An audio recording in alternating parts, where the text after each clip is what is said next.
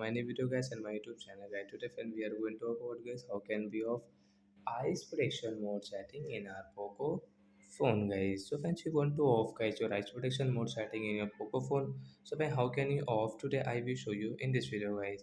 So first of all guys we will on our phone setting to off eyes protection mode. So I scroll it friends you can see guys your display settings. So I click on your phone display setting guys and again scroll friends you can see this reading mode means eyes protection mode setting guys you can see.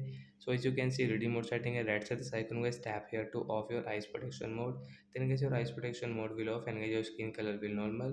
You can check. So like that guys you can off your eyes protection mode setting in your Poco mobile. So that's it. Thanks for watching the video. We will meet on next video with new topic. Before going guys, please go and like the video, subscribe the channel. Bye bye friends. And friends, do even doubt your like brightness setting, your Poco phone setting. So guys, you can ask me in comment section. I will check. I will help you. Bye guys.